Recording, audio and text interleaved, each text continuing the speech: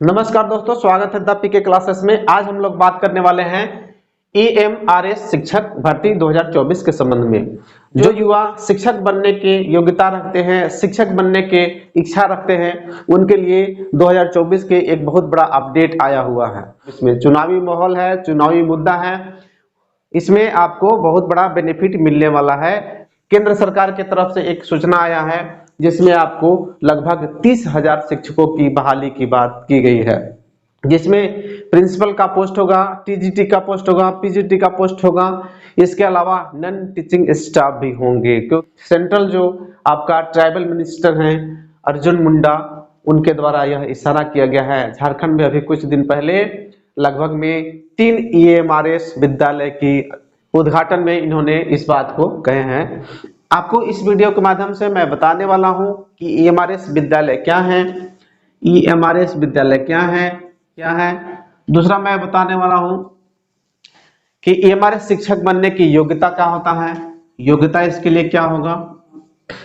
तीसरा मैं बात करूंगा इसके संबंध में, इसका वेतन कितना मिलने वाला है, वेतनमान कितना मिलता है, वेतनमान कितना मिलता है।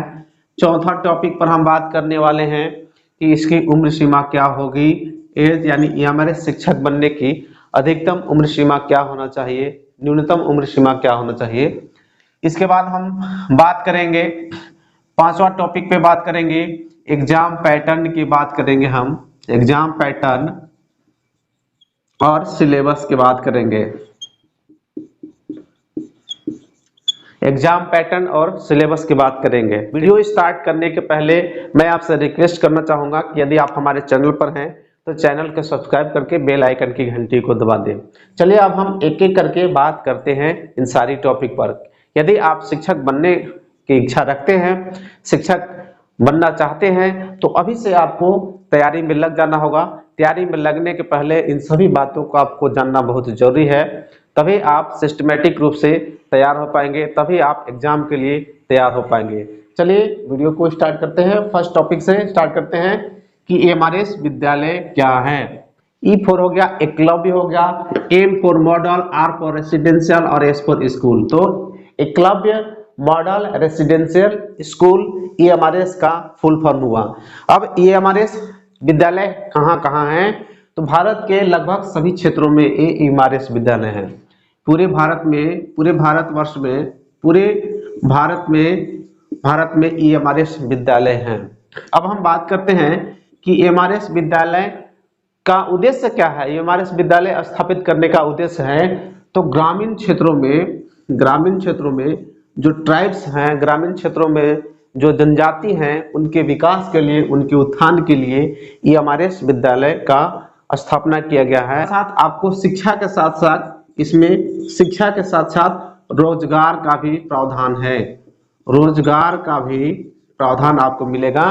ईएमआरएस विद्यालय में पढ़ने वाले बच्चों को शिक्षा के साथ साथ रोजगार का भी दिया जाता है, टेक्निकल पर भी ध्यान दिया जाता है, यानी इनके संपूर्ण विकास किया जाता है उस विद्यालय में, क्योंकि यह जो विद्यालय है आवासीय विद्यालय है। अब हम बात करते हैं कि इस विद्यालय को संचालित कौन करता है। तो आपका इस विद्यालय का संचालन केंद्र सरकार द्वारा किया जाता है, केंद्र सरकार द्वारा किया जाता है। फंडिंग जो है वो केंद्र सरकार द्वारा दिया जाता है, लेकिन इसकी मॉनिटरिंग जो है, देख रेख काम है, राज्य का काम होता है, क्योंकि बिना राज्य के ये संभव नहीं हो पाएगा।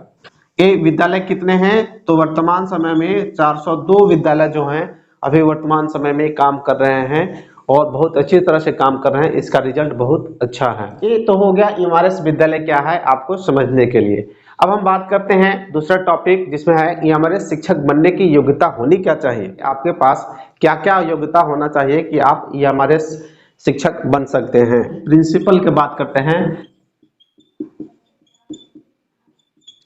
हम सबसे पहले प्रिंसिपल की बात करते हैं कि प्रिंसिपल बनने के लिए इसमें योग्यता क्या आवश्यकता पड़ता है। तो सबसे पहले आपको मास्टर डिग्री होना जरूरी है, मास्टर डिग्री होना जरूरी है। एमए, एमएससी, एमकॉम जो भी आप हों, आपके पास मास्टर डिग्री होना जरूरी है। इसके बाद आप बीएड जरूर होना चाहिए, बीएड आपके पास जरूर होना चाहिए, और इसमें सीटेट और एस्टेट की आवश्यकता नहीं है। 10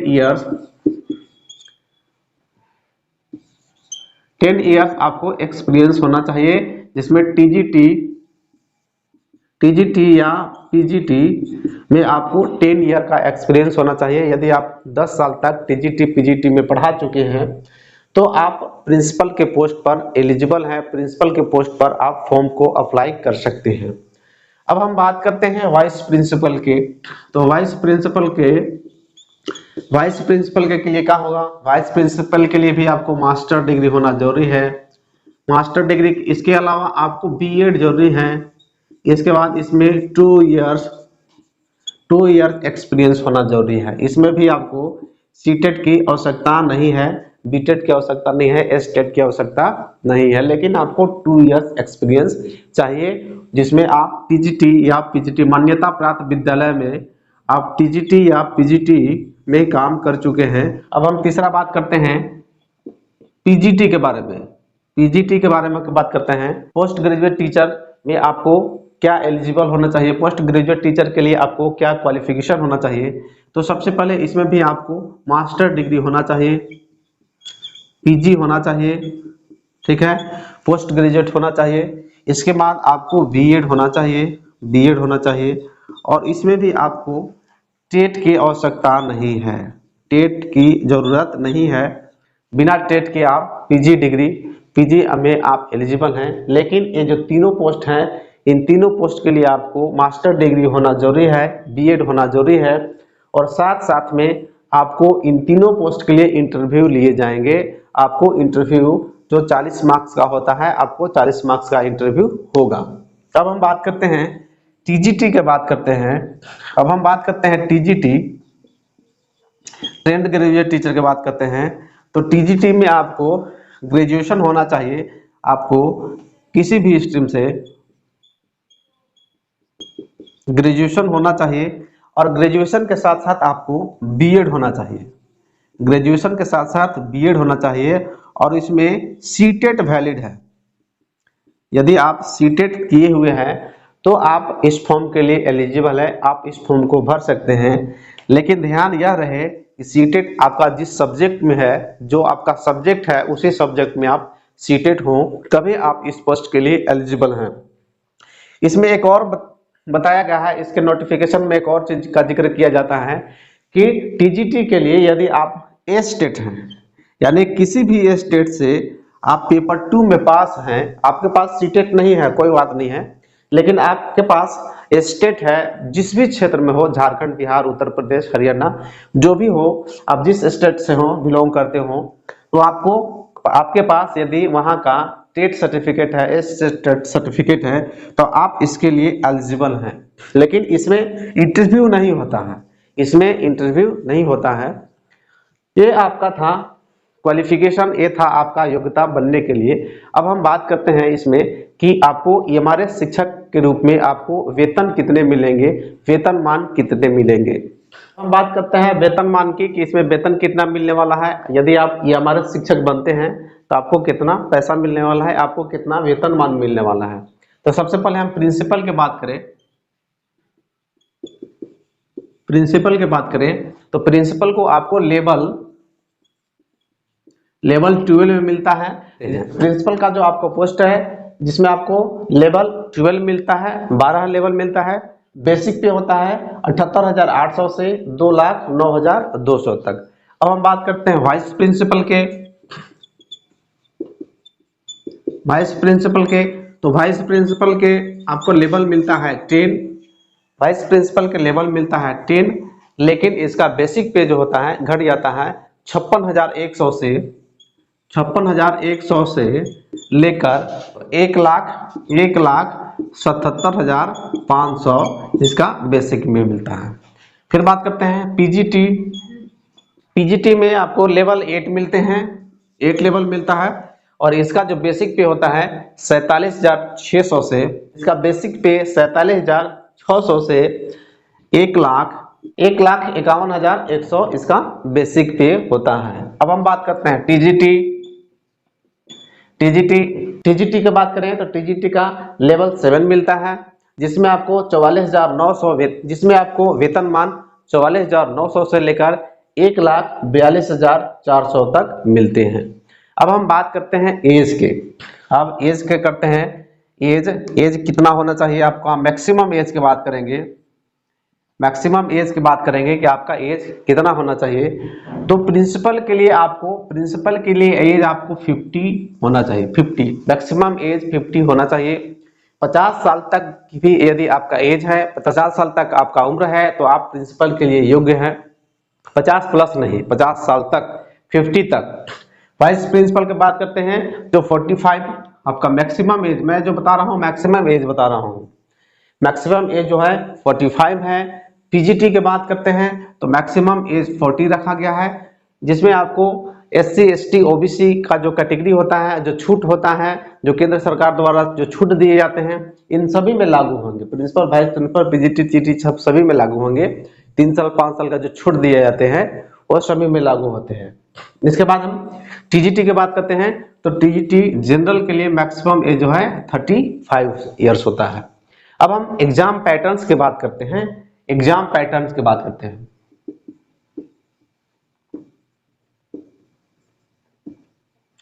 आपका जो एग्जाम होता है वो सभी के लिए, सभी पोस्ट के लिए, पहला आप जान लीजिए कि सभी पोस्ट के लिए आपका ऑब्जेक्टिव टाइप्स होते हैं।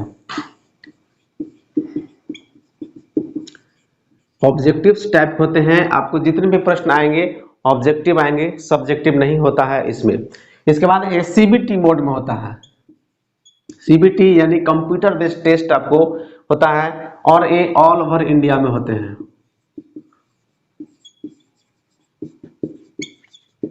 ऑल ओवर इंडिया में आपको एक ही बार एक ही समय में आपको एग्जाम ऑर्गेनाइज करवाया जाता है। एग्जाम कौन ऑर्गेनाइज करवाता है, तो एनटीए नेशनल टेस्टिंग एजेंसी जो है एग्जाम को ऑर्गेनाइज करवाता है, एग्जाम को कंडक्ट करवाता है, और इसमें आपको निगेटिव मार्किंग भी रहते हैं।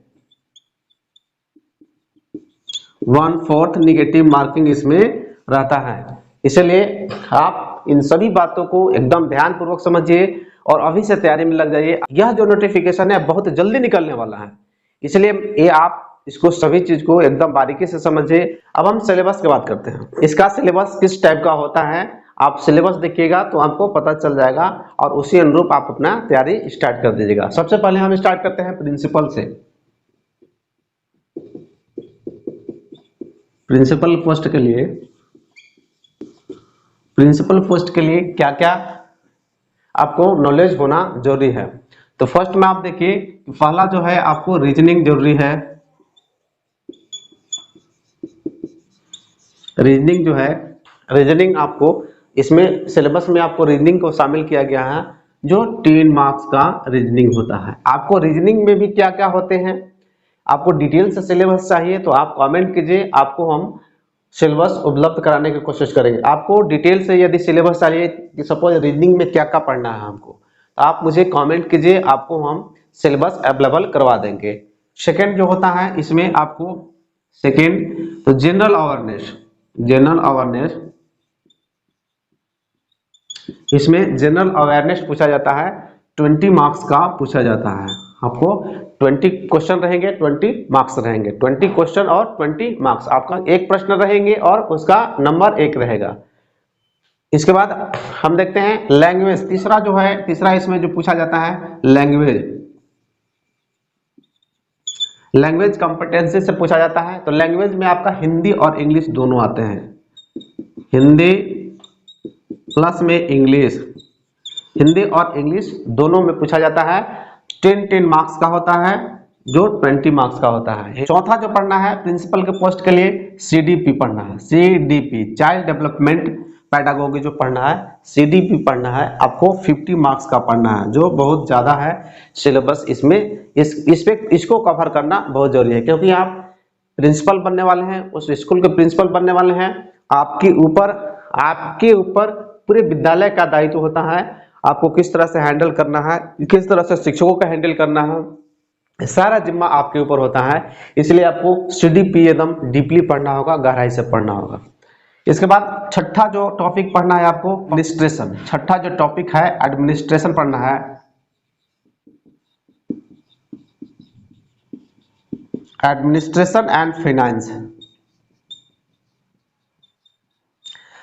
छठा जो टॉपिक है आपको एडमिनिस्ट्रेशन एंड फाइनेंस पढ़ना है, जो 50 मार्क्स का होगा। टोटल जोड़िएगा आप, तो टोटल जोड़ेंगे तो लगभग टोटल जोड़ेंगे तो आपका 150 मार्क्स का होगा।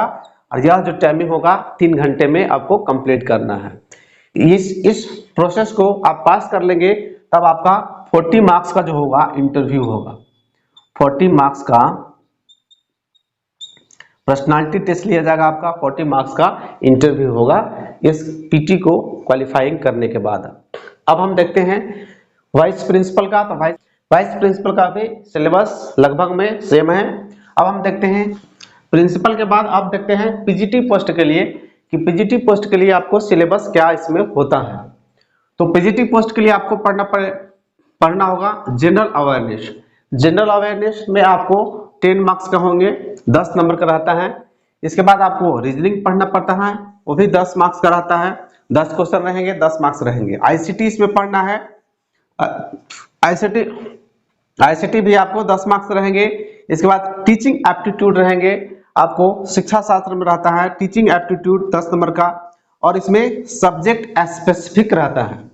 सब्जेक्ट स्पेसिफिक कहने का मतलब यह हुआ कि आप किस सब्जेक्ट से पास हैं, कौन सा सब्जेक्ट आपका है, साइंस है, आर्ट्स है, कॉमर्स है, आईसीटी है, तो उसमें कौन सा आपका सब्जेक्ट है। साइंस में कौन सा सब्जेक्ट है, मैथ है, फिजिक्स है, केमिस्ट्री है, बॉटनी है, जियोलॉजी है। आर्ट्स में आते हैं, आर्ट्स में है हिस्ट्री है, पॉलिटिकल है, ज्योग्राफी है, बहुत सारे सब्जेक्ट हैं। उसमें कौन सा सब्जेक्ट है, उसी सब्जेक्ट से आपको 70 नंबर के पूछे जाते हैं, 70 मार्क्स का पूछे जाते हैं सब्जेक्ट स्पेसिफिक से। इसी आपको सेक्शन 5 में ही आपको मिल जाते हैं पेडागोगी और एनईपी 2020 मिल जाते हैं, जो 10 मार्क्स का पूछा जाता है। इसके बाद आपको लैंग्वेज कॉम्पिटेंसी से आपको क्वेश्चन पूछे जाते हैं। 6 जो नंबर है उसमें आपका लैंग्वेज कॉम्पिटेंसी से पूछे जाते हैं।